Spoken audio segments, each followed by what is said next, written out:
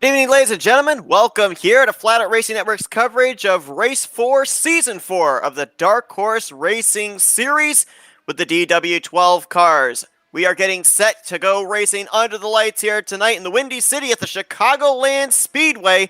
Qualifying currently underway as we speak. I'm Seth Cole alongside of Scott Rankin. And Scott, in the first four races, they've been hit with a 2-mile speedway / super speedway, road course week 2, the Magic Mile last week at New Hampshire, and now they're hit with a 1.5 mile here tonight. So four entire different configurations for them in the first four races of the schedule.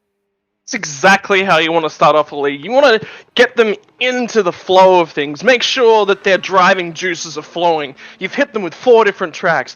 After tonight, we can sit down. We got a lot of data to work with. We can go, all right, we can look at Robert Mileska III. We can tell that he was phenomenal on fuel at Michigan. He was nearly there at Road America until he made a mistake coming out of some of the slow corners, got on the gas too aggressively. He had to fight his way through traffic last week. He came away with the win, albeit controversially. Man, it's been one hell of a season so far, and we're only in round number 4. What are we expecting from tonight? I reckon we're going to get a lot more chaos again.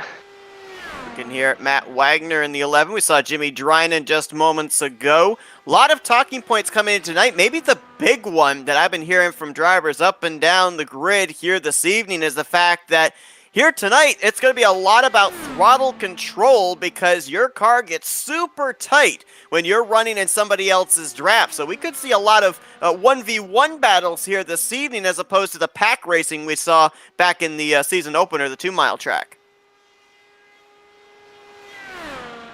Yeah, look, I mean, there's different options. Chicagoland's phenomenal at that. It does create really, really good racing. Expect a lot of that pushing, though. That aero problems is going to be a massive, massive issue. So, look, I mean, the drivers are going to have to deal with it. They'll do the best that they possibly can, and they'll move on with it. I mean, it's the same for everyone. Fixed setups in this series means that everyone's out there in the same setup is going to be experiencing the same things. All except for that leader, of course. He's going to have things a little bit more his own way. But hey, look, it's IndyCar. It creates close racing. It creates exciting racing. The racing so far has been phenomenal. A lot of respect shown between all the drivers as well. Even the drivers that get caught when they should be at the front of the pack and they have to fight their way through, they're doing it very, very respectfully. And something the Dark Horse has shown me is that these guys are actually really good race car drivers, and they're very aware, switched on. They're not sending it. They're not being incredibly aggressive. They're being the right amount. They're doing everything in moderation, the right bits and pieces that you really want from it. Looking at Henry Bennett, our winner from a couple of weeks ago at Road America. Moments before, we saw Nick DeGroot. Now, DeGroot's actually got some momentum coming into tonight's event. Granted, he doesn't have a win here this season, but just 2 days ago, he ended up picking up the victory in that Indianapolis 500 special event that Dark Horse had. So, obviously, if you're looking at someone that's got some good mojo this week, you wouldn't have to look far to the number 89, who currently sits 4th on the board. Right now, it's Robert Mileska, who is on the top, looking for his second pole on the season. Of course, the only multi-time winner so far this year. And, oh yeah, by the way, his previous pole back at Michigan, when he sat in the pole, he went on to win that race. So we could end up seeing him try to go coast to coast for the second time this season. Yeah, but you got to remember that race back at Michigan, that wasn't all his own way. He literally had to sit back there and feel safe, and that's how he ended up winning the race, because he used his head. He was a little bit better at it than all of his competition around him. So, look, I mean, options, different opinions. What's everyone going to be able to run? Is he going to be able to run away at the top again? You mentioned it. Wagner's been right there. Henry Bennett's been there. Henry's been troubling him quite a lot. Bronson Stafford, the rookie to the league, has been putting a lot of pressure on these guys as well.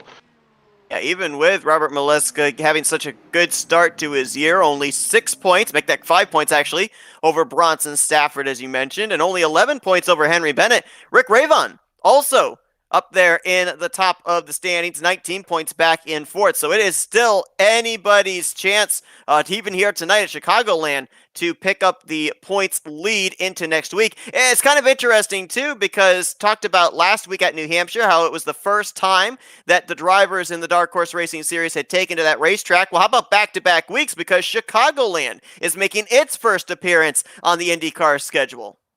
Yeah, but Chicagoland's also one of those tracks that does show up from time to time, so these drivers should be aware of it. So, look, I mean, got to be happy with it. I'm a big fan of Chicagoland, in terms of in terms of what it brings to the schedule. It's a tight track, it's difficult, it's not easy to drive this track quickly in the train. Out in front with Robert Maleska, who's managed to snap himself another pole by, get this, 1/1000th of a second. He's managed to take it away once again. He's going to have the easiest job because he's going to be able to get that jump. Then everyone else behind him is going to shuffle in and be in that aero wake. So look, if I'm in Maleska's shoes tonight, maybe I throw that fuel window a little bit out there and I force the guys behind me to follow me in that wake for a little bit. Just see what they can really do. Once they get by me, maybe I do settle back into that fuel saving strategy. Maybe I'm trying to save as much as they possibly can. But hey, look, who knows?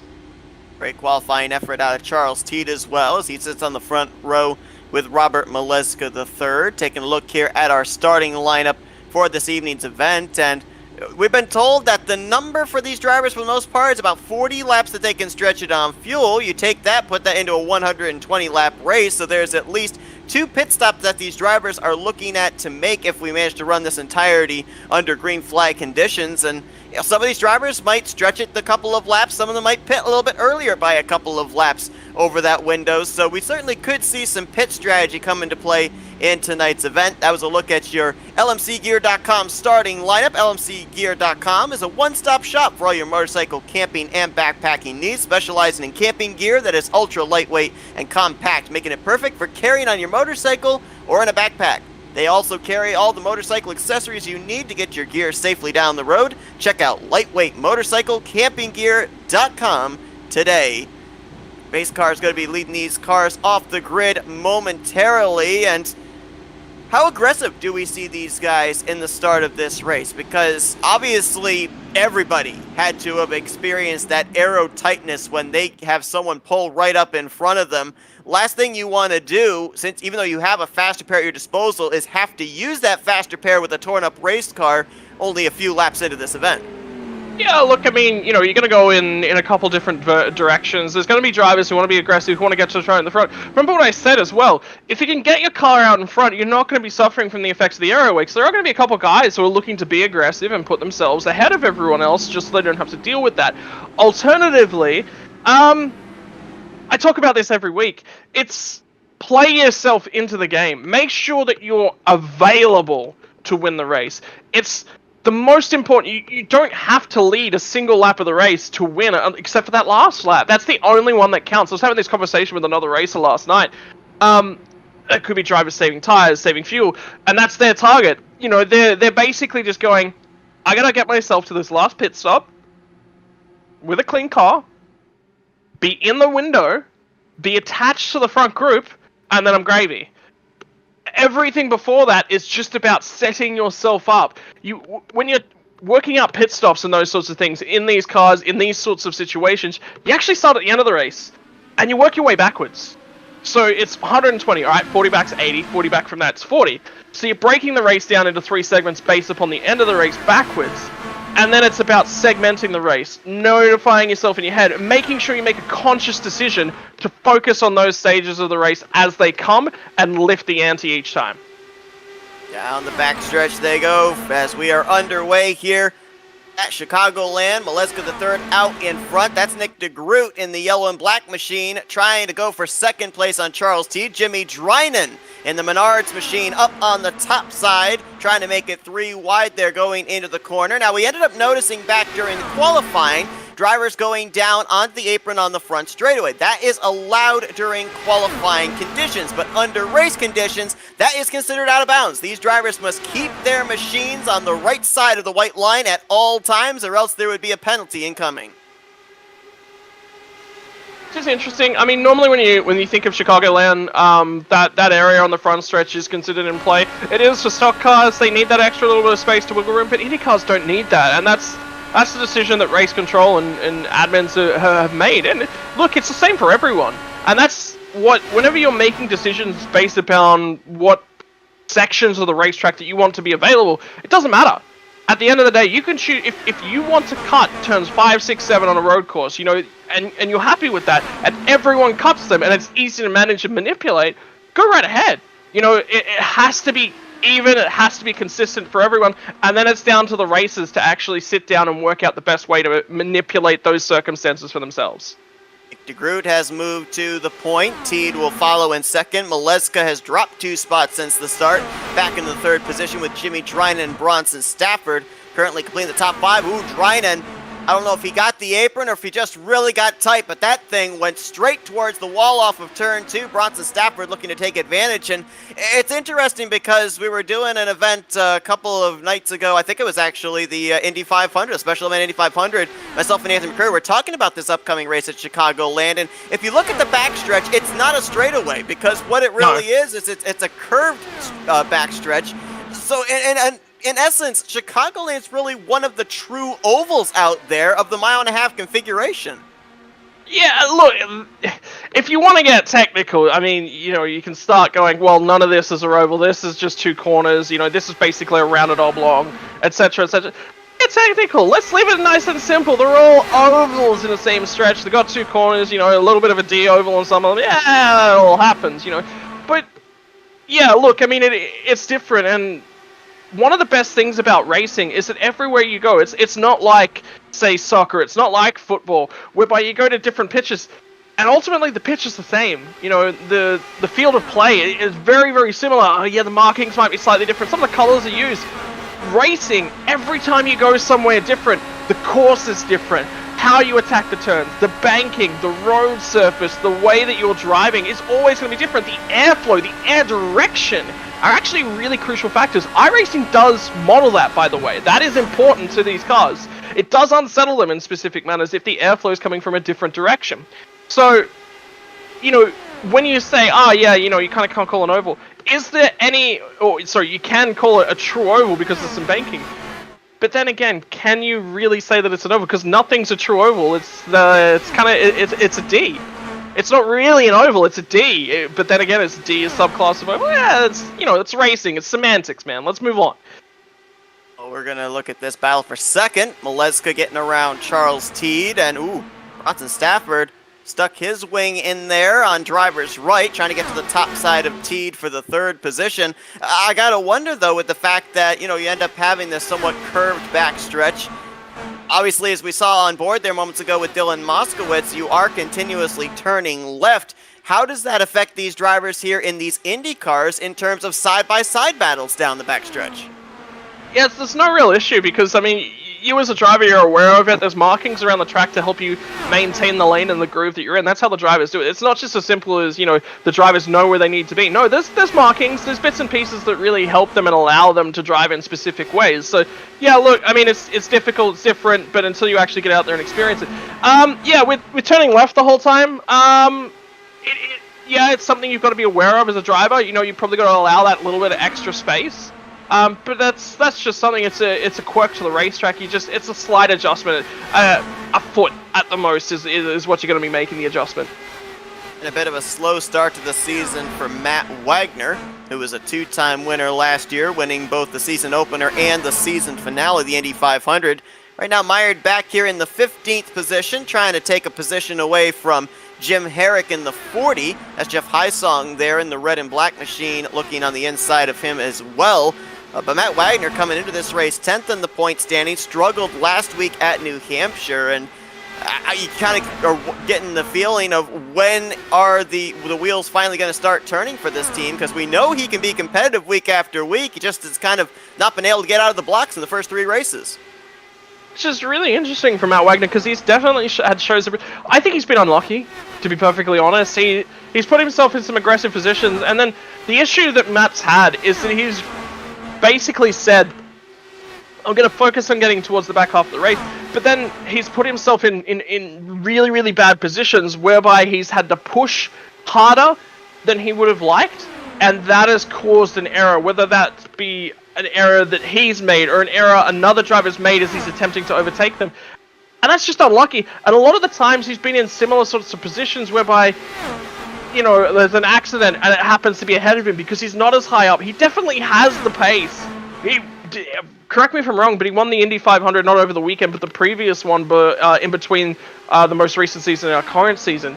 And he's definitely got the pace. He's definitely got the ability. So I don't know. This is a really poor show of form, which is uncharacteristic for Matt Wagner.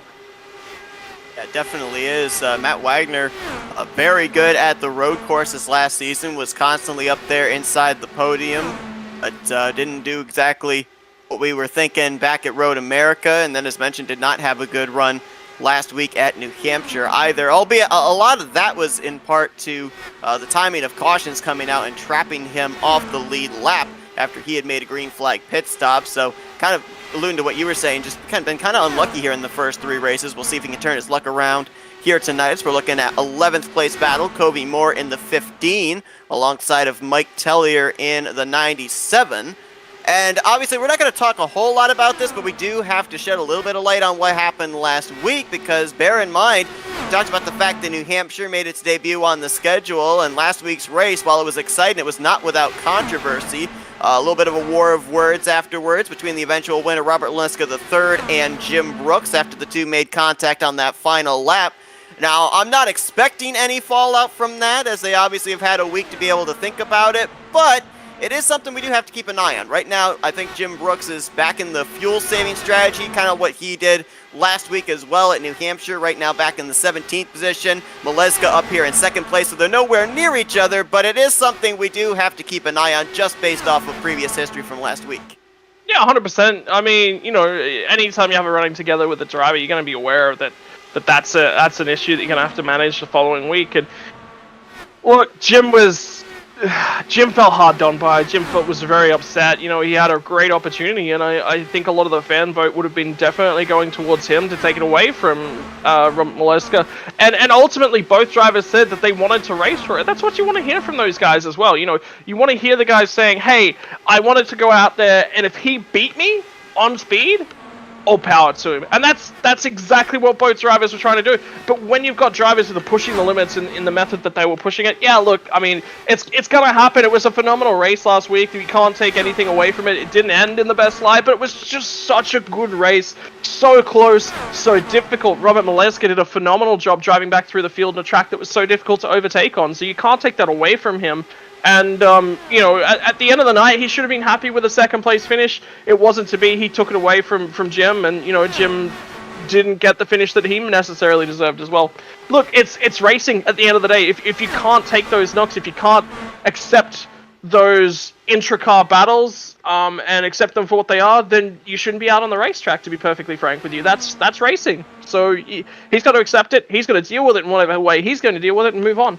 Yeah, it's definitely a bitter pill to swallow, but I'm 100% with you. You know, as soon as you take that green flag, you're basically taking that green, starting that race with the knowledge there's only going to be one winner at the end of the night. It may be you. More than likely, it's not going to be you. I mean, you're opening yourself up to that risk, and that's what these drivers do every single week. Things have gotten spread out here at the front of the field. DeGroot's got little less than a second back to Robert Maleska. Then about 1.2 seconds back to Bronson Stafford in third. He's got over half a second back to Charles Teed. Then another half second back to Henry Bennett.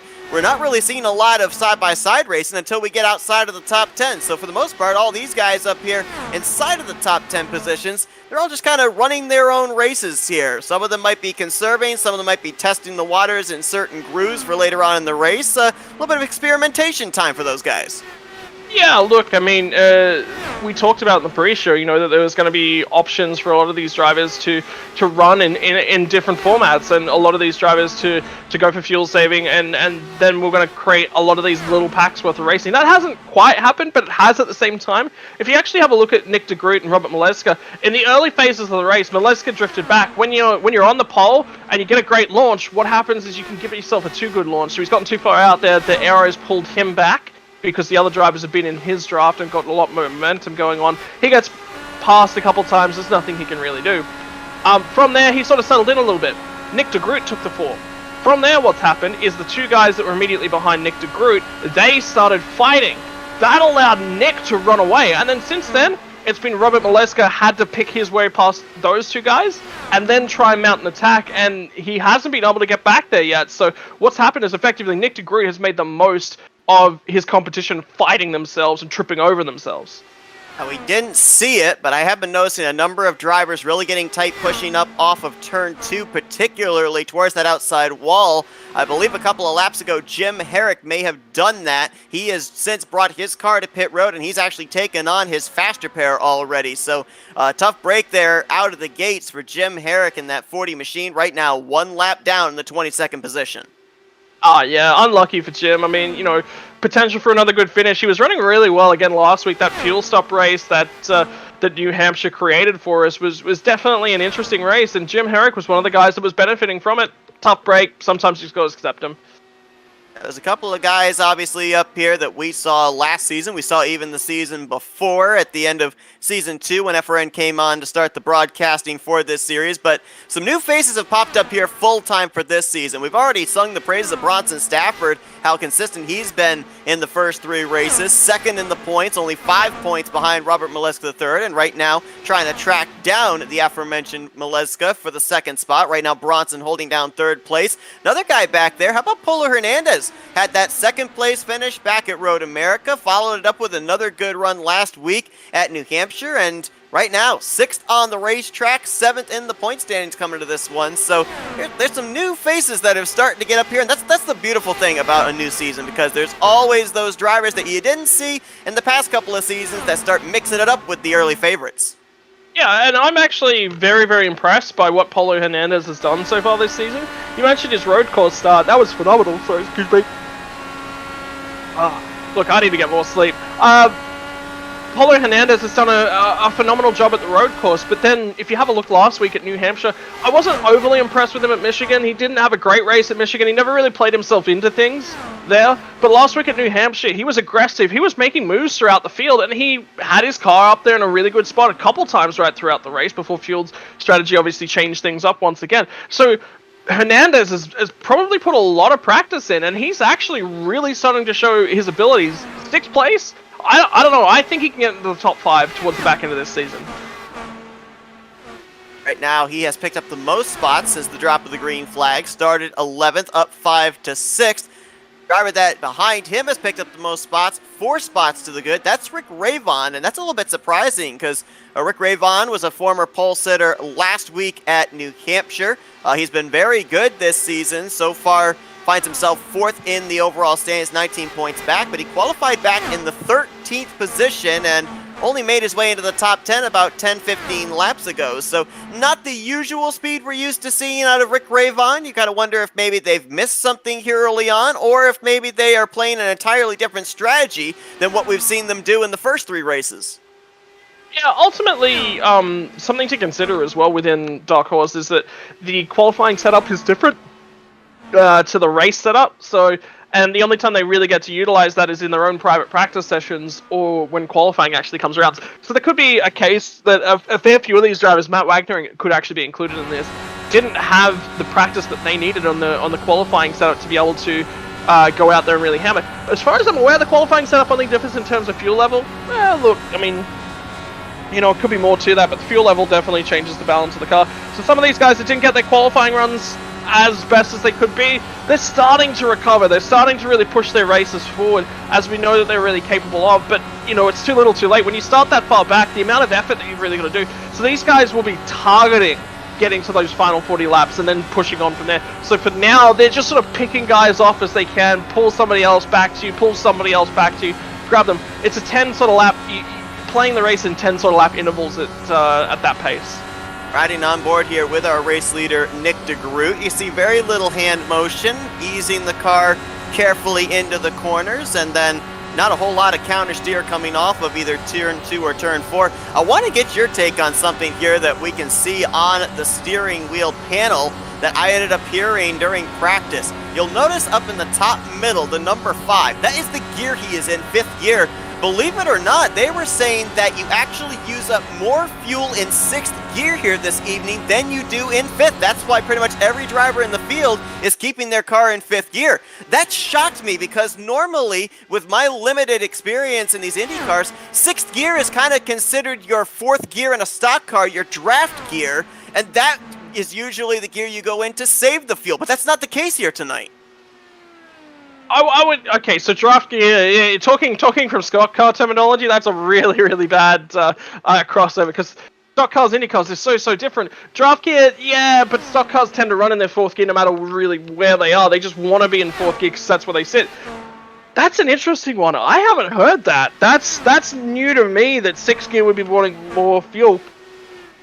And the guy that I'd be out in the clear air, yeah, I can understand it. So the reason that you would be in sixth gear and burning more fuel is because you're in full throttle for a lot more of the lap, because you've really got to exert that. So when you get into sixth gear, we experience it in terms of our road cars. The gear ratio is a little bit slower, so your torque is less. Your ability to accelerate the car is less. So that means you've got to spend a lot more time at full throttle to get to the same sort of speeds, which means that that your lap pace is a little bit different, you know, a little bit slower and those sorts of things. I just heard Nick DeGroot just say on the mic that he's going to be pitting the next time by, too. These drivers just completed their 41st lap. DeGroot, oh, slides the tires, but I think he did at least make it between the cones and onto that commitment line. That's going to be something these drivers are going to have to deal with, too, because I was hearing also in practice that this track's kind of deceptive in how aggressive you can take it onto pit road. You got to back it down a lot more than you would originally expect to make sure that you're able to get onto pit road entry and be able to get between those commitment cones. Hard on the brakes there for Maleska. A lot of smoke off of that left rear. Yeah, so remember that there was a lot of discussion at the official Indy 500 this year that the way, and, you know, look at the way that those drivers were using their brakes. What's happening is the brakes need to be offset, the brake pads need to be offset from the brake discs. And the reason that you want to offset those pads from the disc is because you don't want those brakes, when the car's vibrating around the racetrack, to shuffle in and start to make contact with the disc. You lose a lot of time, a lot of speed, a lot of momentum. It's not good in terms of your overall lap pace. So the margin for those pedals was increased. There was a bigger gap between the pads and the discs. And what that means is for the guys to actually get their cars to slow down, they have to slam on the brakes, because first of all, they've got to make sure the the pads move in and make contact with the disc, and then you've got to apply pressure between those pads and the disc to get the car to stop. That's why we saw so many accidents in pit lane entry in the IR18, I think it is, within official IndyCar at Indianapolis. These guys here, not as much of an issue. These are regular setup, but it's still difficult to come from such a high speed from a banking where you've got grip. You can throw the car in to all of a sudden bring the car to a stop.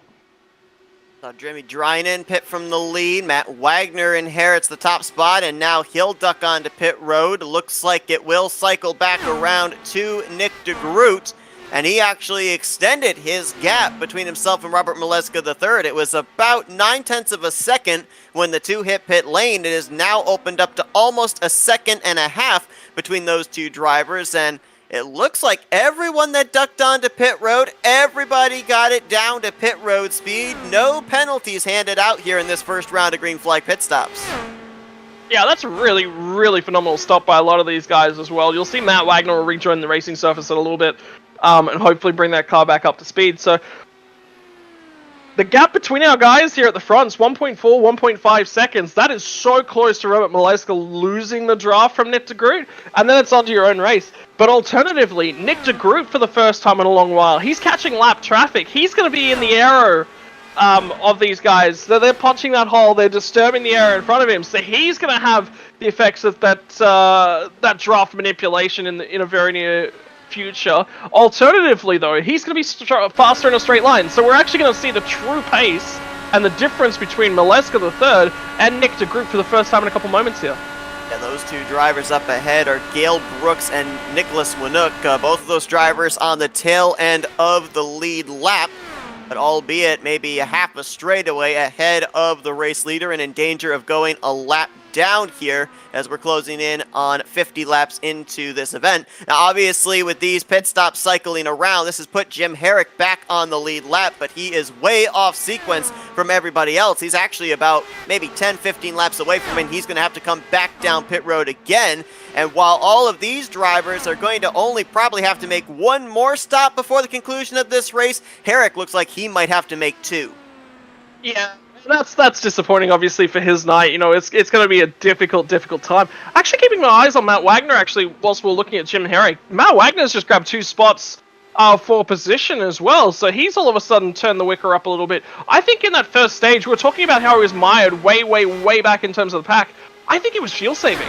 I think he got caught out and his qualifying wasn't great. And then he went, you know what? I can't make up a lot from here. I'm going to use my head here and save as much fuel as I possibly can. See if that's going to help him, as right now, just about everybody came down pit road between laps 41 to 44, so they're over that 40-lap mark, which I don't know if they would... It seems like there wouldn't be any question that these guys would be able to make it the rest of the way on just one more pit stop, but then again, with the field getting as spread out as it is too, don't know if necessarily draft would come into play with that 40-lap target we were given or not. Just to update as well, another driver did use a faster pair under that cycle green flag pit stops, and that was Gale Brooks in the 71 machine. So that would account for why Gale lost so much time on pit road. And now it's Gale Brooks and Jim Herrick, the only two drivers that have used their faster pairs at this point in time. That was Nicholas Winook that went a lap down to Nick DeGroot, but while DeGroot was trying to get around the 33, Maleska has cut down half of the lead DeGroot had about 5 laps ago. Yeah, but that could open itself back up again in terms of traffic here in a few moments, because, you know, Maleska is now going to be in that draft. You can already see it, you know, that gap's opened up just a touch. It'll shrink again a little bit here, and then it'll open up again, then it'll shrink and it'll open up again between the straights, because DeGroot's no longer got that aero wake a little bit on his wing. This pack here, this is phenomenal. Like, just how tight and close the racing is in this middle of the field. I'm actually just continuing to monitor Matt Wagner's progress. He's making a lot of time up. He's actually surging towards Jeff Heisung at this point in time. Who's that on pit road? That was Jim Brooks, unscheduled stop for the 51.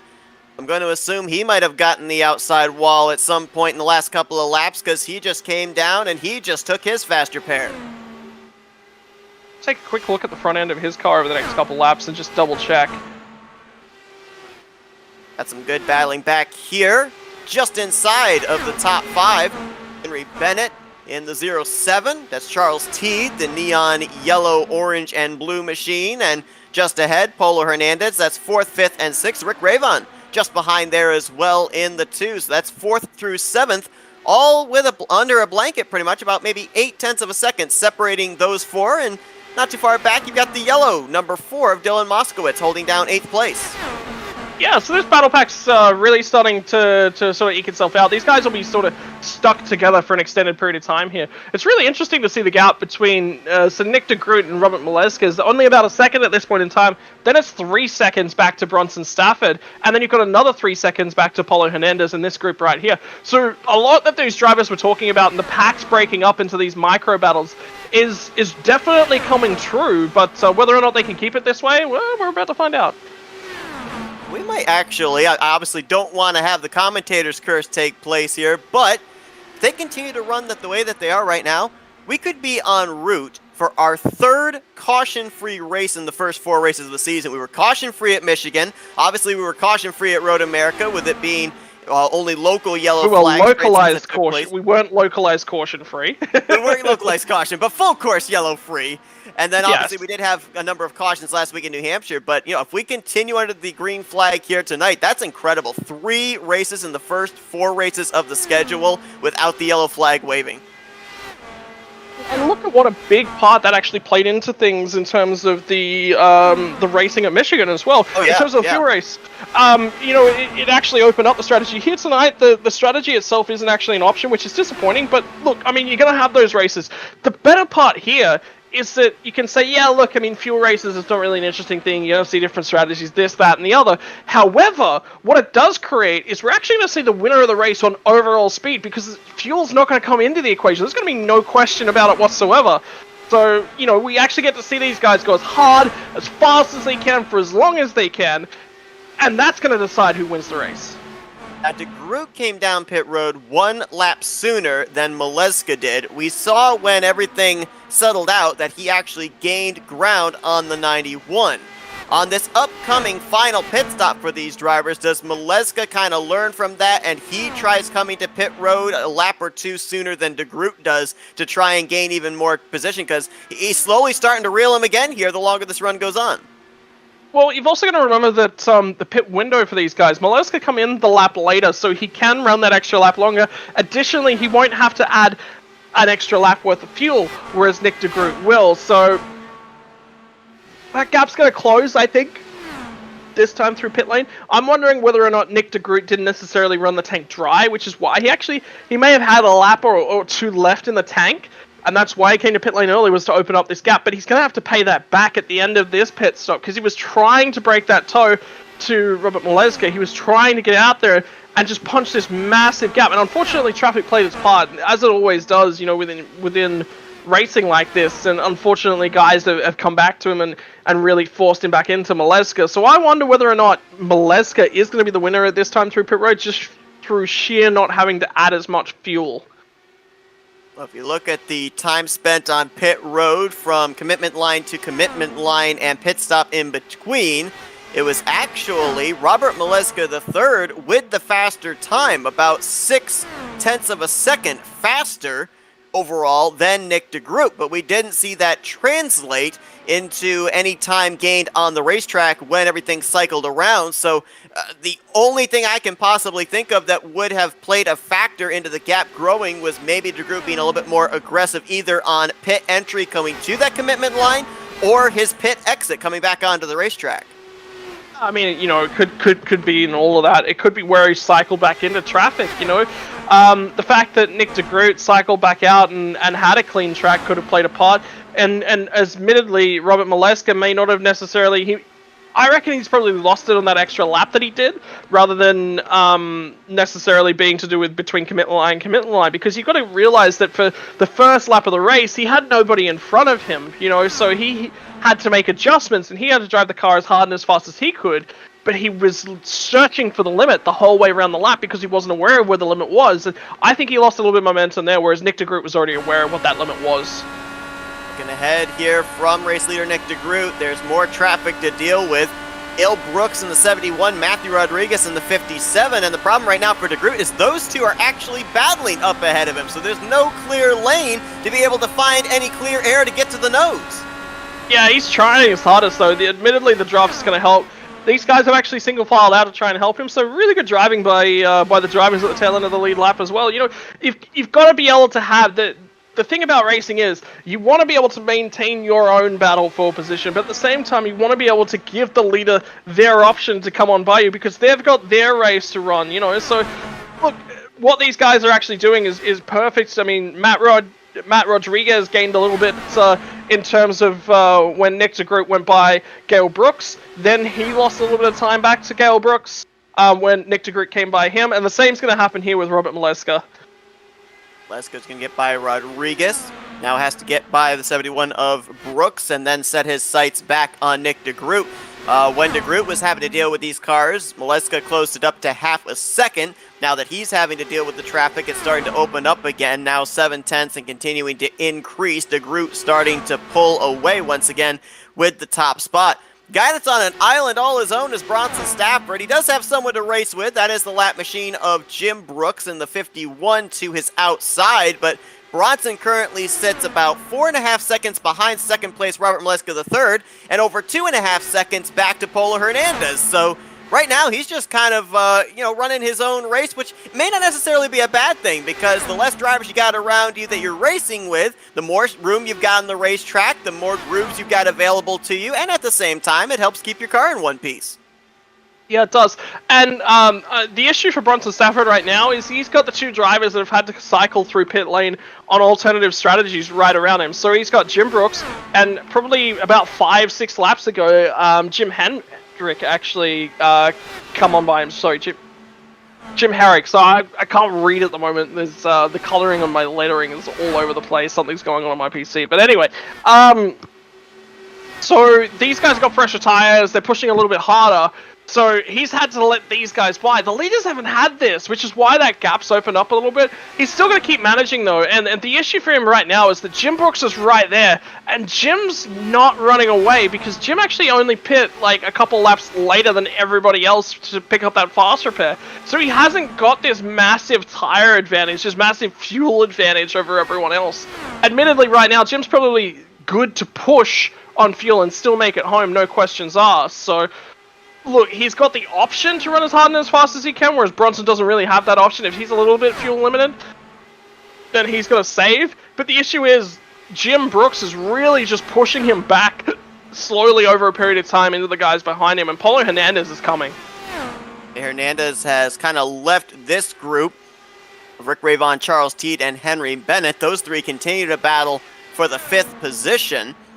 And we saw just moments ago a pass for 9th. Jimmy Drynan getting around Mike Teller. Good run there for Jimmy Drynan. 2nd start on the season. Last week had a good qualifying effort at New Hampshire, but then spent a good portion of the beginning of the race, kind of a moving chicane for other drivers. Finished that event out in the 17th position, doing a lot better here tonight as we got a driver on pit lane. This is a little bit sooner than we were expecting to see drivers hit pit road. That's Joe Agee in the 81, and it looks like that could have very... Yeah, that was unscheduled, and he's out. That's very odd for Joe Agee. I actually wonder if something hasn't happened in real life and he's had to remove himself from the race for an unscheduled reason, because that car doesn't seem like there's no damage on that car whatsoever. He's running on the lead lap around the 13th position when he brought it down pit road. So first retiree out of the event. He'll finish 22nd here tonight. As talking about that final pit stop for these drivers, it's coming up soon. It'll be somewhere in the next 5 to 7 laps when we see these drivers on pit road for probably the final time here this evening. Yeah, I mean, there's a whole bunch of different stuff going on right now. So, like I said, you got Bronson Stafford and Jim Brooks. Their race is, playing out in completely and utterly different banners, and they're just locked together on the racing track. And there's not much that they can really do to separate themselves because they're very similar paced at this point in time. So Bronson Stafford's just sort of using him as an air ram, basically, to push his way through the air. So that's working in his favor. All of a sudden, that gap's opened up just a touch to Paulo Hernandez and behind him. There's different races and different stories are playing themselves out right around the racing surface as it stands at this point in time. And the best part about that is, if you keep your eyes on, Rick Ravon is starting to really try and chase down Paulo Hernandez, and that group seems to have single-filed out right now. So that's going to close up on towards the leaders over the next couple laps, and I think Bronson Stafford might actually be at risk here. Right now, Nick DeGroot, 0.7 of a second back to Robert Maleska III. And you alluded to it, the battle was won, well, I should say one of the battles was won by Nick DeGroot on the first round of green flag pit stops. We'll see if Maleska can counter it and win the battle on this second round. It's looking like it's going to be a 2-horse race here between Maleska III and Nick DeGroot, 2 former champions. DeGroot, of course, the champion back in Season 2. Maleska, the outgoing champion back in Season 3. As Henry Bennett has hit pit lane from around, I think it was the 6th position. So first of the leader to hit pit road. The cycle has begun. Final pit stop of the night. So this is Henry Bennett going, I need fresh air. I think I can beat these guys, but I need to create an overlap. He's coming to pit road early because he knows that fuel's not really a concern. He just wants to get that different track position, see if he can create an advantage. Ultimately, nothing may happen out of this. He may lose time, depending upon where he rejoins the circuit at and what traffic he's going to play himself into.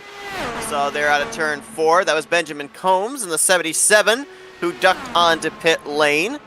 Benjamin was running around the 14th position, I do believe, when he ducked onto pit lane. Here comes Matt Wagner, who actually was one of the drivers that stayed out the longest during the first round. He's one of the early drivers to pit road here on the second round of pit stops. And the leaders are coming together. That is really interesting. So there's going to be no overlap on either of these guys. Maleska closed up there. It was, half a second, and now it's about a car length between the two coming onto pit road as a number of drivers smoking the tires back there getting onto pit lane. Moskowitz, Drynan, and Tellier amongst those. Yeah, and have a look at this. Nick DeGroot is going to accelerate out of his pit pay here, and then he's going to get up to pit lane speed, and then he's going to rejoin the track. Whereas Robert Maleska is going to put the pedal down, and he isn't even going to get to full speed before he crosses that pit lane line. Look at that. That is completely and utterly based on where their pit stalls are. That right there could be an exchange for the lead as it was Maleska the third getting off pit road ahead of Nick DeGroot. Stafford now from the lead going to hit pit lane. And I think that two things played the factor into that lead change there. Number one, as we saw, the gap was closed up on pit entry between those two drivers. Go back and watch Nick DeGroot and Robert Maleska in traffic through 3 and 4 on that last lap. You have to, that's a replay that we need to see. Drop back and take a look at that here, but we saw obviously as well, Maleska starting on the pole position here. Obviously he had that first pit stall, and I think that helped him with his launch on pit exit. This is what Scott was just alluding to down here into turn 3. That's Rick Ravon in the 2 in the middle of this. Oh my goodness, muscling his way through. 4 wide for a brief moment there out of 4. Yeah, and that's just, look at everybody's trying to fight for their track position, trying to make sure that they can get to pit lane, and Maleska just loses all his momentum because he's got to make adjustments, and DeGroot maneuvers that car absolutely perfectly. There was not another inch that he had in terms of pace. I think that was the 0-1 of Polo Hernandez that was trying to come to pit road that slowed up Maleska, and this is your battle for the lead right now between DeGroot and Maleska, side by side down the backstretch, nose to tail out of 3 and 4. Maleska trying to side draft as much as he can around the outside, and as they continue to battle for this position, they've got 5 seconds, almost 6 seconds back to Bronson. Stafford DeGroot gets tight through the center of the corner, almost rides Maleska up to the wall. Yeah, Maleska's got that momentum on the high side, so anytime they come onto a straight section of the track, when you're running that high side, it's a longer way around the track, but what it means is that you can hang on to your momentum. You don't have to wash off as much speed because the corner's not as sharp, and the banking's a little bit better. The banking really works for you up there. We saw Polo Hernandez have some difficulty getting onto pit road, almost got run over by Robert Maleska III. Unfortunately, the speeding police handing out their first ticket of the night. Polo Hernandez hit with a speeding penalty down to the 20th position after running a majority of this race up inside of the top 7. Wow, I mean, that's just crippled his race, and we're talking about luck. You know, if you have a look at the situation and where they were on the circuit, they had the leaders right around them. They had to make adjustments. Everyone was running slightly differently in that groove there because of the race scenario that they were in. People were trying to get to pit road. People were trying to let the leaders by. It didn't work. And ultimately, everyone's still in the race, which says that is phenomenal car control, phenomenal awareness. Charles Teed had to bail on his pit lane entry because otherwise he would have taken out Maleska. And subsequently, he was one of the last drivers onto pit road here in the second and final cycle of green flag pit stops. Teed's going to currently be in the 8th position, just ahead of Matt Wagner. Mike Tellier's popped up into the top 10 as well. Got some traffic up here ahead of the 2 race leaders. I believe that is the 51 again of Jim Brooks, who actually just got himself back onto the lead lap with all of this cycling around. He's about 3-4 laps away from having to hit pit lane, and he's going to lose the lap under green flag conditions before even coming to pit road. Maleska is going to make pretty quick work of him and actually open up his gap to Nick DeGroot. DeGroot started out the season back-to-back 7th place finishes at Michigan and Road America. Best finish of the season last week at New Hampshire with 5th, and trying to better that here tonight with a victory. Of course, mentioned as well, had the momentum of that Indy 500 special event win a couple of days ago, Monday night here under the Dark Horse banner, but he wants his first victory since I believe it was, I want to say it was Homestead, Miami. I got to double check on that, last season in Season 3 of the Dark Horse Racing Series. So there's a lot more at stake for Nick DeGroot right here than there is for Robert Maleska. Maleska, if he finishes second, he'll maintain the lead and he'll extend it a little bit. He wants the win just so he can put a little bit more of a buffer to his competition. Oh, yellow! Yellow, that changes the race scenario. Ryan, I believe. 99, I think, has had an issue. He sits on pit road, front wing completely gone. Oh, was having such a great run here tonight as well. Spent a good portion of this race up inside of the top 10, and just like that, closing in on 25 laps to go, the yellow flag waves for the first time here tonight, Chicagoland. Oh, that's rough. That is extremely rough. Oh, man. You did not want to see that. Take a look at what happened to him. He's battling with Dylan Moskowitz at the time. This was around the 13th position off of turn 4. Car gets a big run to the outside. Oh, and then Moskowitz just didn't really judge where the wall was, bounced off the wall and into the right rear quarter panel of Jimmy Drynan. Then Drynan, wild ride there as he pretty much Tony Hawked the catch fence into turn 1.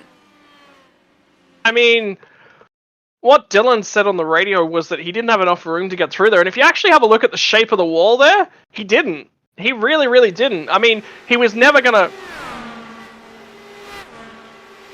really going to be able to get through there, you know, so that one's actually on Jimmy. Jimmy needed to create a little bit more space to make sure that they could both get in there at a turn 1. And not only did Drynan go up and ride the catch fence, but Dylan Moskowitz actually ended up riding the outside wall almost all the way into turn 2, maybe almost to the exit of turn 2, as we'll take a look at his wild ride here. 99 goes up into the air, 4 riding the safer barrier, comes back down onto the racing surface, and who's that? Nicholas Winnick? Whoa! That Charles Johnson, I think, in the 9 that almost actually might have hit the 4 car. If he didn't, it was the word that you coined, the gap whack, coming into play there that saved his chances of not having to use a faster pair. Right on board here with Charles Johnson. The 4 of Dylan Moskowitz and the 99 of Jimmy Drynan have already wrecked at this point. There's Moskowitz and, oh, nope, there was contact. You can see that the left front wing on the 9 machine is crumpled, and so, yep, he actually did make contact with the front end of the 4, so a 3-car incident if you also add in Johnson's machine, bringing out this first caution of the night.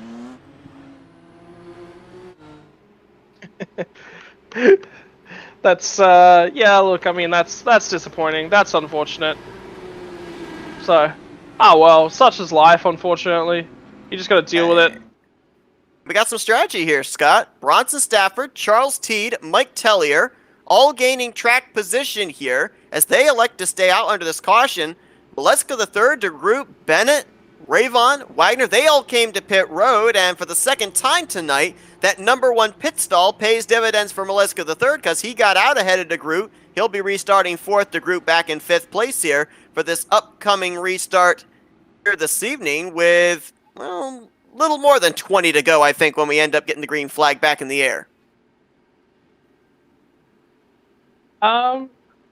We'll keep our eyes on things as it stands, but anyway, look, I mean, hang on, we'll just get a sec, because I think we're looking at wave rounds at this point in time, so that's what we're trying to organize and arrange as it stands. So I just want to see where this throws us. So we're going to actually have, I think, 97 to go. Gail Brooks went around and got a wave around there. I believe Gail Brooks actually was the free pass car here under this yellow. That other car there on the top side, I believe, is the 33 of Nicholas Winook, who was trying to get one of his 2 laps back, but he's now dropping towards the rear. And I believe that this caution actually saved Jim Brooks in the 51, who, remember, was off sequence with everybody. He was on the lead lap, was still out there on the racetrack at the time that caution came out, so he will be on the lead lap here for this upcoming restart. Looks like a total of 14 drivers will be on the lead lap of 20 still running when we get the green. Yeah, so they're just organizing wave rounds at this point in time. It sounds like Benjamin Coombs thought he had a wave round, which he did, but I think he took it already. So he thought he was getting another one, which would have put him 1 lap ahead of the field, but now that's all sorted, so... He has since dropped to the tail end of the field, and 23 to go is what it will be here as Bronson Stafford leads us back to the green flag. Mike Tellier taking a look for 2nd place on Charles Teed. Then you got the fresh tires behind Nick DeGroot in the 89, Maleska in the 91. I think Bronson Stafford might have played himself a masterstroke here. He didn't need to pit, but you got to remember, fuel is clear. They didn't have to pit. But it's down to Mike Tellier and Bronson Stafford to work together to keep everyone behind them here. Ooh, look at Nick DeGroot trying to go to the outside of T. Now looks back to the inside. Again, has to keep in mind, you cannot go below that white line or else that ensues a penalty. So had to be very careful that he turned that car back up and did not go down anywhere near that white line. He slots into third now, trying to get around the two teammates, the 61 and the 97, who are side by side for the race leading to turn 3. Yeah, I think this is planned from both Bronson Stafford and Mike Tellier. They're working together here. They want to block up both lanes, which means Nick DeGroot has got to send it 3 wide to try and find a way through. Oh, he makes contact! Oh, and up into the air goes Stafford, as well as Mike Tellier and Nick DeGroot. They reckon further up. That's Polo Hernandez in the 0-1 going around out of turn 2. Big melee from the entrance of turn 1 to the exit of the second corner. DeGroot and Stafford visiting the catch fence. Lot of right side damage on Mike Tellier. Big time damage as well on the 0-1 of Polo Hernandez. I'm not certain who it was that tagged him, but there's got to be at least another driver that sustained some damage. We didn't quite see it in our camera shot there, and a lot of suspension damage there on Polo Hernandez. That right front isn't even touching the racing surface right now. Oh, that's unfortunate. Oh my god, that takes out. I mean, Bronson Stafford has put in a lot of work this week to try and put his car in a position whereby he could win this race. Remember how close he was last week? You know, he had options there. He had, you know, potential for himself to win the race, and he got caught up with Robert Maleska. This time it's Nick DeGroot. DeGroot was trying to be aggressive. He could see that you know, both of the FRN cars are leading the pack. You know, he wants to get by them because he needs to make sure that he gets control of at least one of the lanes. If he can get control of one of the lanes, he can make the pass. That's what he's trying to do, and unfortunately, it just all goes sideways. Tried to shoot up the middle. Stafford was on the inside. Tellier was on the outside. We'll take a more farther out view of it here, and it's just kind of hard to tell. It almost looked like a little bit of gap whack there with the contact of Nick DeGroot's left front into the right rear of Bronson Stafford. Obviously got him loose going into the corner. Yeah, look, let's start gap whack trending again, please. So gap whack, for those of you who aren't, I'm so glad that you said it, because it sounded natural, too. There was no force on it. So gap whack is what I'm calling netcode. Unfortunately, there's a bit of gap between the two cars, and they make a whack. So that's why it's called gap whack. And here's what happens to Polo Hernandez. Oh, Hernandez actually initiated the follow-up contact as he got into the back of Jim Herrick. Both of those drivers were running off the lead lap at the time, and both of them sustaining some pretty good damage as well. Obviously, a lot of that... Oh, that's right. Yeah, because Herrick had already used his faster pair. I think that we could kind of translate some of that into reactionary of what had happened ahead of them, but nonetheless, both drivers sustaining quite a bit of damage. And do we dare take an onboard with Bronson Stafford here going into turn 1? Oh man, it's disappointing. It's heartbreaking. You know, there's not much you can really do for Bronson Stafford. Him and Mike Tellier are working together absolutely perfectly to try and hold down both lanes. They create enough of a gap that Nick DeGroot thinks he can get the car there. That's what the issue is, right? There's nothing he can do in that. He's just a passenger. What you've got to do as a race car driver is you've got to prevent there from being that sort of a gap so that the guy behind you knows that it's not a slot for you to go into. And unfortunately, him and Mike Tellier just didn't work close enough together to close down that gap. And that's what happens. Nick DeGroot saw a gap, he went for it, he tried it, and unfortunately some gap whack got in the way. Yeah, we ended up running about 90 laps, green flag. Had that caution come out, everybody gets bunched back up, and everybody wants to take advantage of the fact that they're all back in the same zip code. And unfortunately, it's involved a couple of really big-name drivers here tonight. Nick DeGroot led the good portion of this race. I think he's led the most laps up to this point. He had to use a faster pair, is going to be coming back out onto the racetrack 2 laps down. Bronson Stafford pretty much solidified himself in the 3rd position the majority of this race, and he is now back onto the track, but he is also 2 laps down to the race leaders. So all of a sudden, 2 of the possible favorites here in the final stages of this race find themselves pretty much out of contention. It now pops up some new faces. We've still got Maleska up here, but Charles Teed is now the new race leader. Henry Bennett's now up to third. Rick Ravon there in fourth, and Matt Wagner slowly, methodically has now worked his way at the end of the night up into the top 5. Yeah, what a performance from Matt Wagner. We said, look, I mean, the guy has had space. He's been incredibly unlucky, and that's racing, unfortunately. He's had to deal with that up until now. This time, the luck plays into his favor. Can he go for a win here?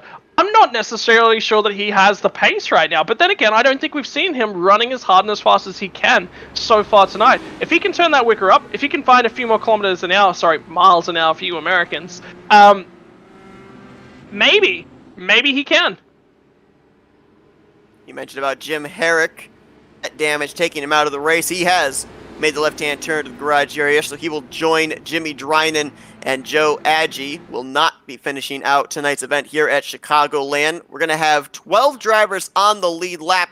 When we go back green, I believe Dylan Moskowitz was actually the recipient of the free pass under this yellow flag. Charles Johnson, Matthew Rodriguez, they are both 1 lap down in 13th and 14th, and then 2 laps down are Nicholas Winook, Nick DeGroot, Bronson Stafford. They're back out on the racetrack. Polo Hernandez and Mike Tellier still sit on pit lane, getting damage repair done to their machines, and that's a tough break there for Mike Tellier, too. A guy that, for the most part, in the beginning of this race was running anywhere from 10th to 13th, but then popped up here into the top 10 near the end of this race, played the strategy game, stayed out when most of the other leaders came to pit road, restarted up in third, and his night comes to a bitter end here as well, as we are going to be closing in on 15 laps to go here at Chicagoland, and Charles Teed, who's making his 3rd start on the season, is leading us back into turn 1.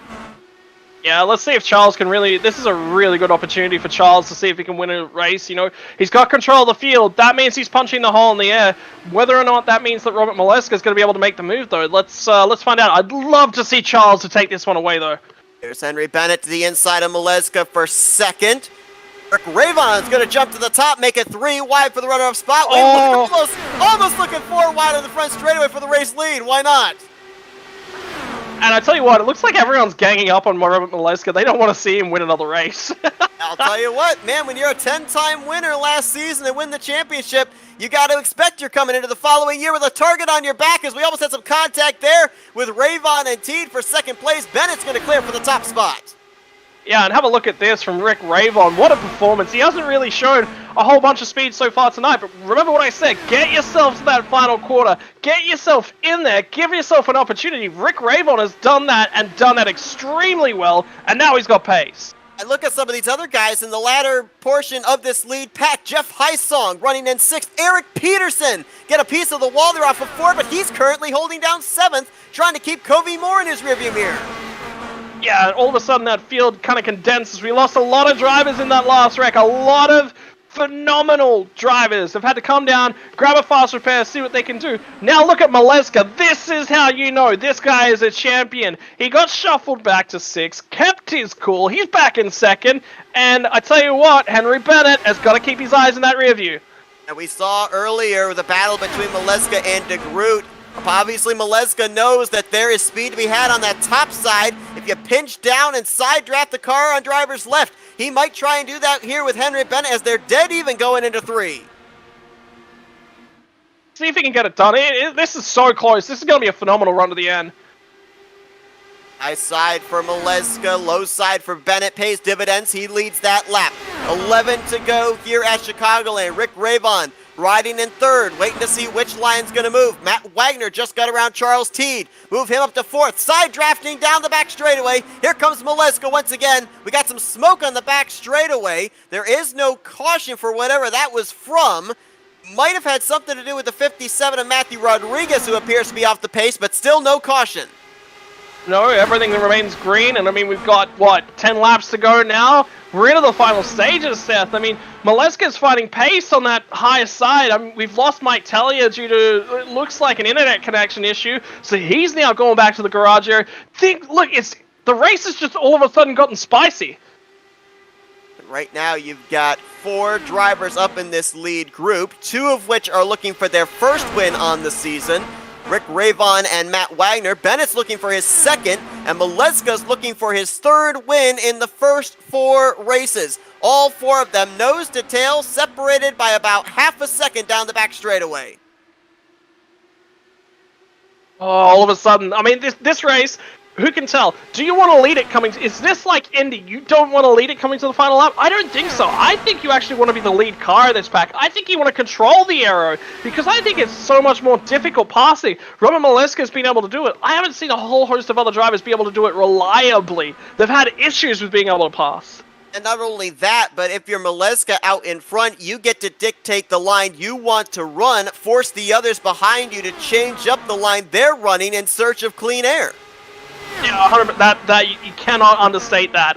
You cannot understate how badly you need to search for that clean air. You need it. You need the front wing air. You need to be able to really turn the car through the corners and maintain as much momentum. If you have to roll out of the throttle, that's a big problem. You're going to be losing time to the cars around you.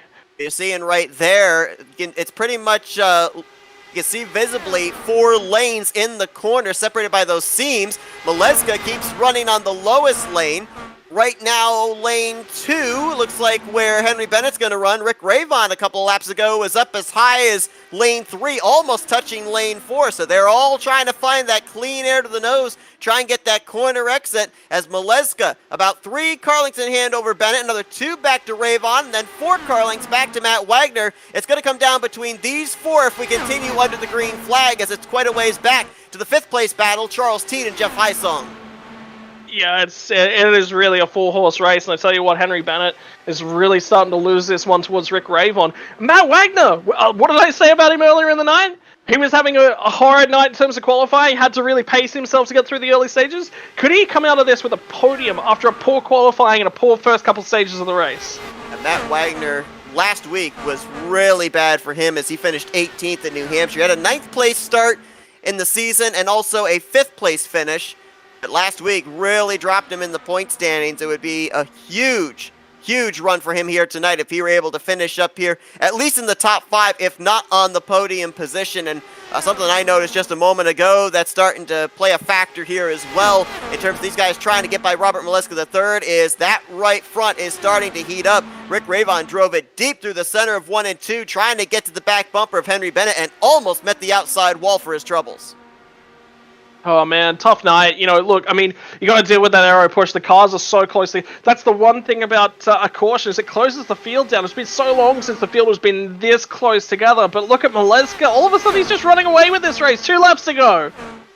2 laps to go. The gap half a Look at second Ravon. back to a battle for second place. Ravon again back to the throttle sooner, but it got tight on corner exit, so Bennett starts to open the gap down the back straightaway. White flag going to be displayed this time. What a start to the year for the defending champion. 1.5 miles away from his 3rd win of the season and only the 4th race on the schedule. Yeah, and remember, he got shuffled back to 6th in the early runnings of this last green flag zone, so that's a phenomenal effort to get through all those cars. Ravon! Here comes Ravon! Little contact there between those 2 for second place, but this is going to be the fun battle to watch. Back to the checkered flag, taking place half a second, a full second, behind your race winner, Robert Maleska III. Give it to Bennett, I do believe, on the top side by less than a wing. Oh, that's a shame. I mean, Ravon got a phenomenal run. I think he got a little bit close to the car ahead of him. Matt Wagner's going to pick up himself a 4th. Rick Ravon would have finished in 3rd position. Covey Moore comes away with 7th. Jeff Hysong 5th. I mean, what is amazing about this field is that you throw your hand out and any of those guys can win that race after that last caution. Robert Maleska III, so far this season at Speedways, he's perfect. 3 for 3, Michigan, New Hampshire last week, and Chicagoland here tonight. 75% winning streak for him in these first 4 races, and tell you what, last season he went to victory lane a total of 10 times. With a start like this, he might beat that record here this season. Wouldn't that be something if he was able to go, you know, back to back and win championships, but just break another record? I mean, the field has definitely stepped up this season, I feel. The pace is phenomenal. The efforts are phenomenal. But for him to come out here and show his class, he's gotten a little bit lucky. And sometimes you need that to be a champion. Well, he's going to obviously get to celebrate in victory lane for the third time here this season. However, the job's not done. The pressure is not off because, yes, Bronson Stafford, who was his closest competitor in the points, did not have the night he was looking for, finishing in the 17th position. But Henry Bennett, who is only 11 points back, finishes just behind him in second. Rick Ravon, who is fourth in the points, 19 points back, finishes on the podium as well in third place. So the competition's still there. The pressure's still on heading into the Bluegrass State of Kentucky next week. Yeah, I mean, Kentucky's a phenomenal circuit for racing for Indy cars as well, so that's going to be a phenomenal race again next week. I love this series, man. Look at the racing, look at the quality, look at the difficulties a lot of these drivers ran into tonight. This was not an easy race by any stretch of the imagination.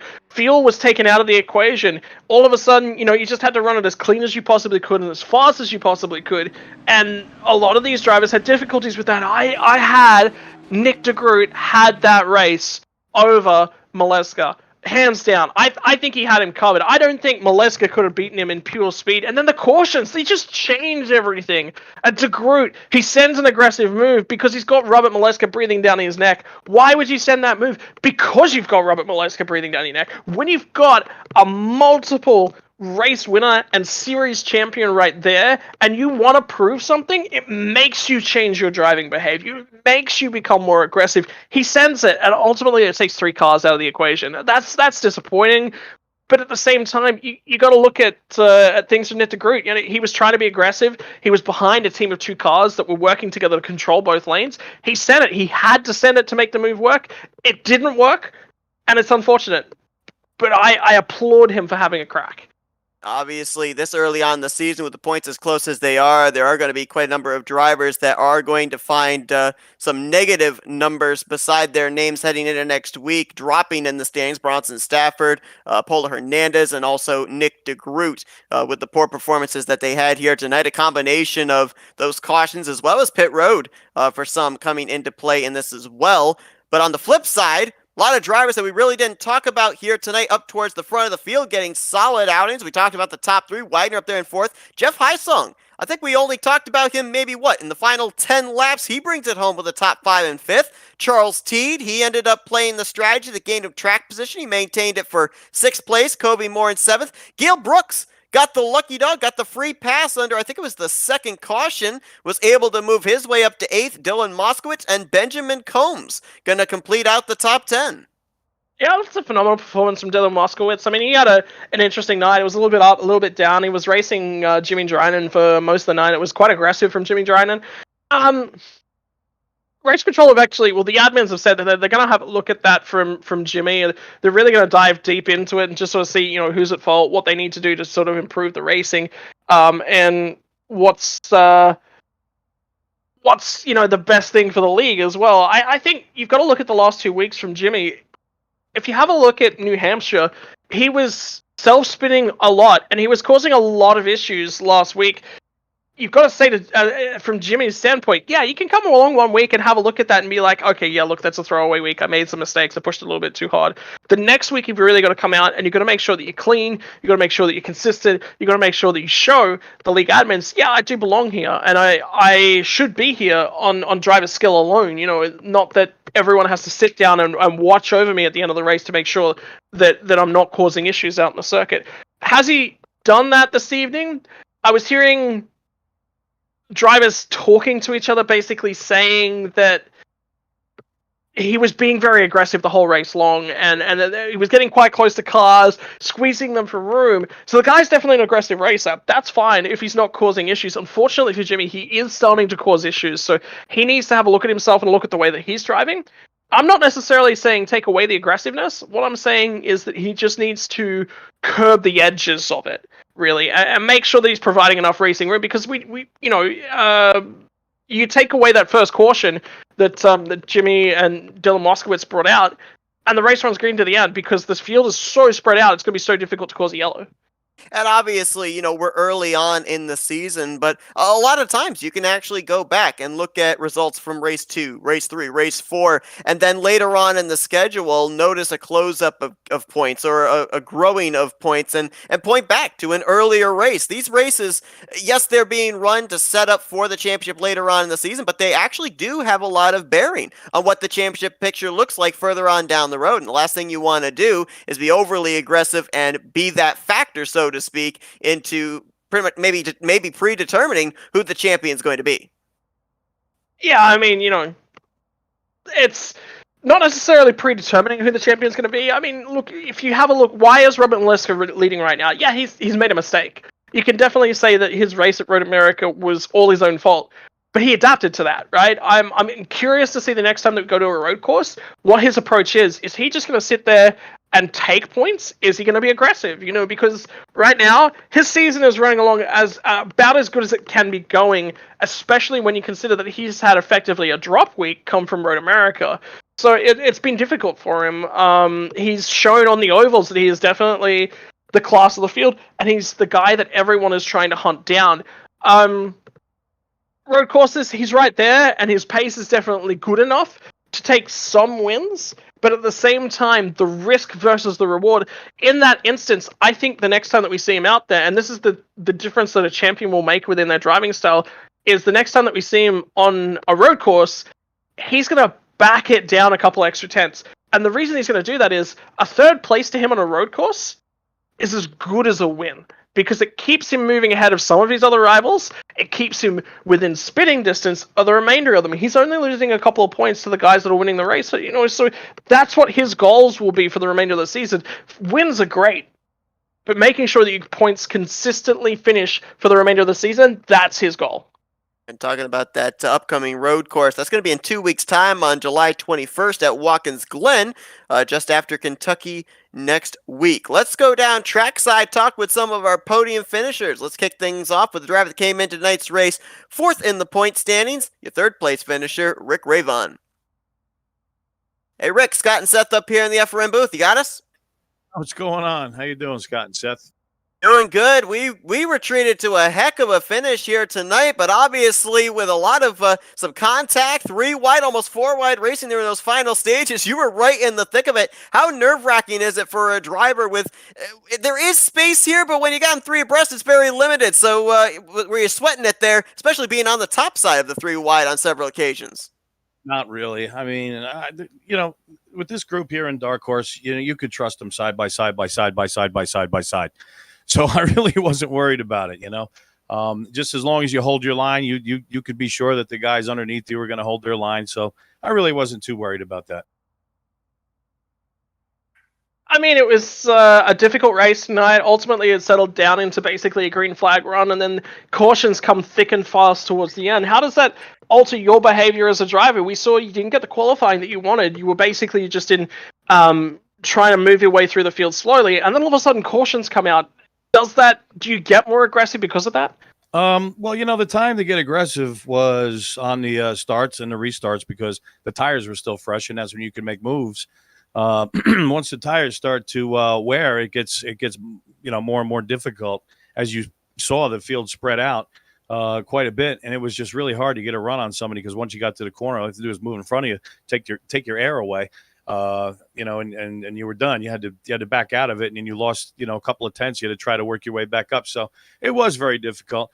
Last week got the pole and was leading and came in the pits, and then the yellow came out. We got caught behind the pace car, and that actually happened twice. I pit while leading, and yellow came out, and then there was an accident in front of me I got involved in, and it was just a very frustrating week. And now this week I had a bad qualifying. That was my own fault. I messed it up. But you know what? To be able to come up here and get a third place, I almost got second. We almost got the guy that I call Handsome Henry.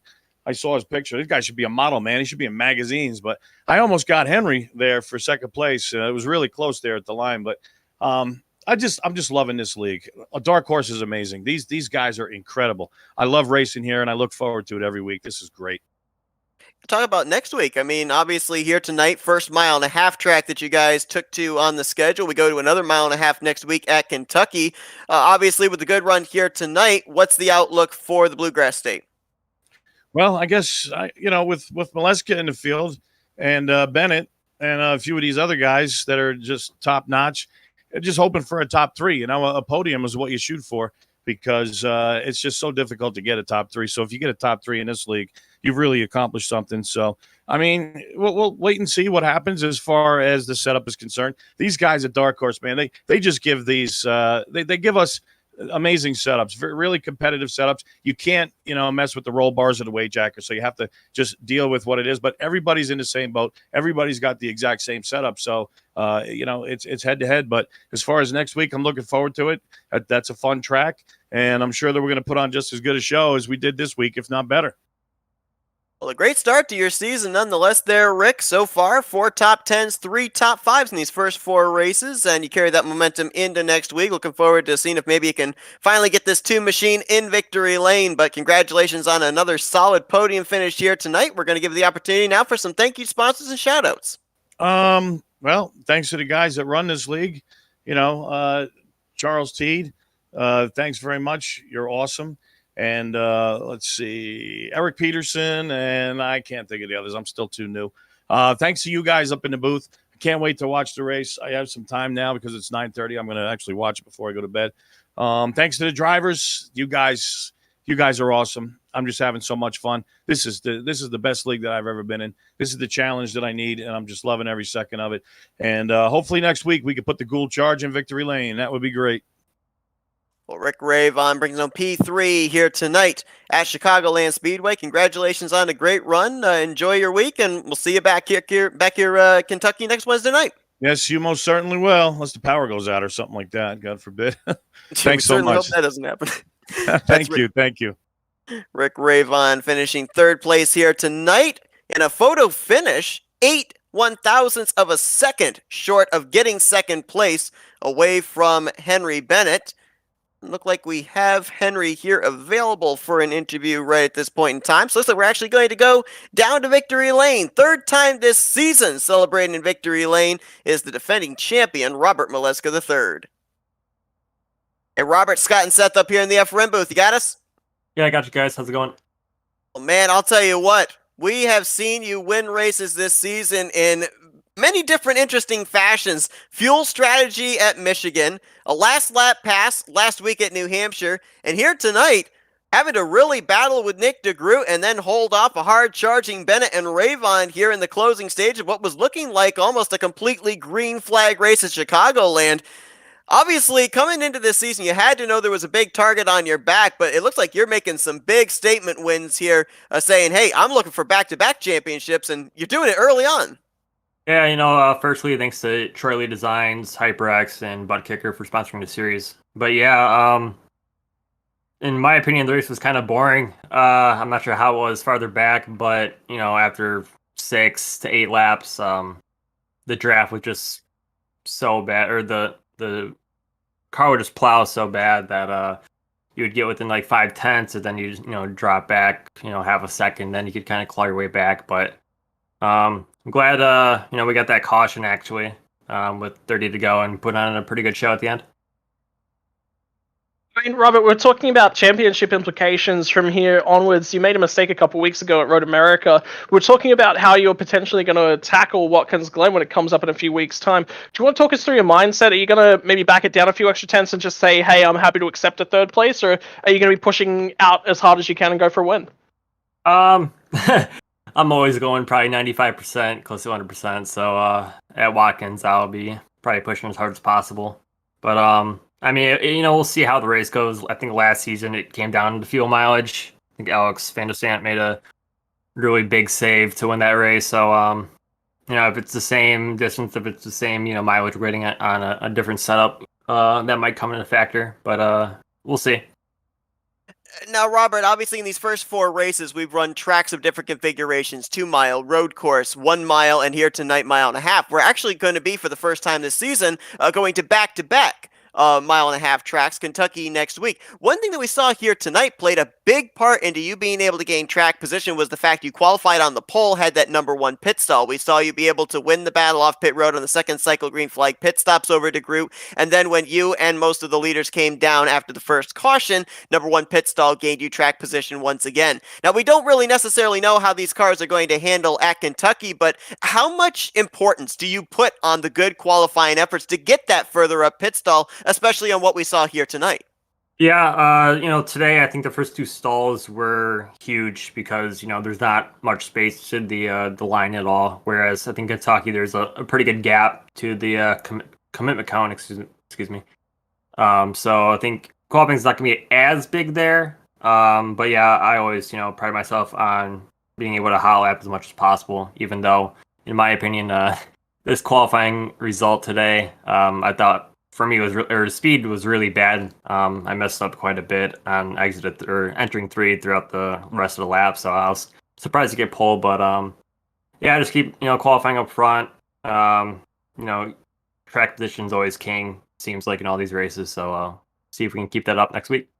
Just to give folks a bit of a foreshadow, next week at Kentucky, Maleska goes in the defending winner. He got the pole and won the race last season, one of 6 times that he did that last year. So obviously we're looking to see if he'll be able to double down in back-to-back seasons. We wish you luck in that. But Robert, another victory here tonight. Right now you are batting .750 in terms of winning percentage, 3 for 4 in the first 4 races on the schedule. Congrats on that. We're now going to turn the microphone over to you for some victory lane. Thank you, sponsors and shoutouts.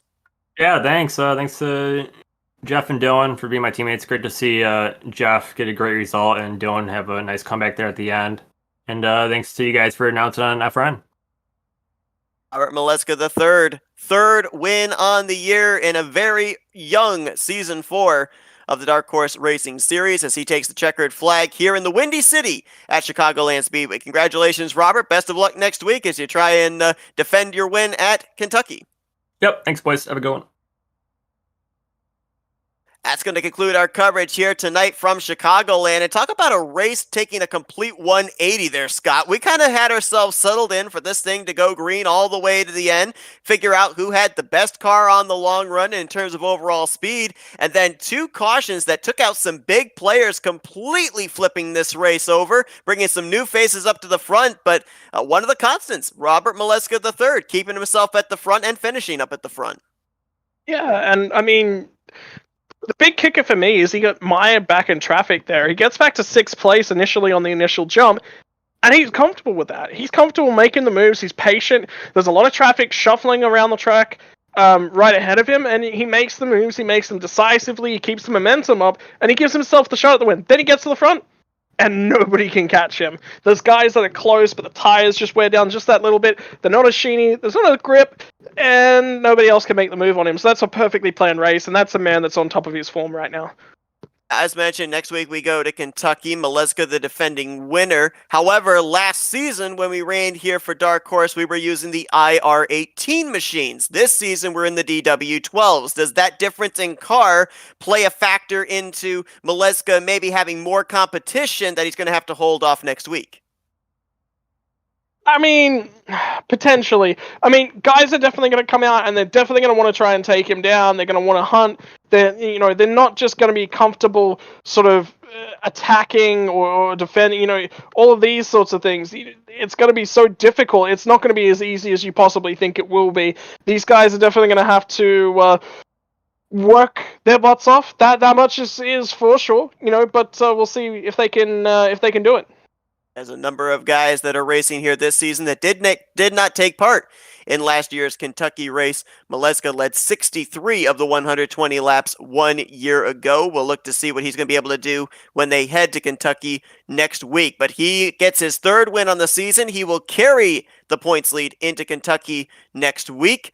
And we will be bringing you coverage of that next Wednesday night with the green flag flying at 8 p.m. Eastern Standard Time. But a wild one here tonight at Chicagoland Speedway. Some late race drama, late race restarts, some chaotic cautions with drivers reaching the catch fence levels over in 1 and 2. But at the end of the night, it's Robert Maleska III hoisting the trophy. Scott's been a great one here tonight in the Windy City. Appreciate you joining me in the booth.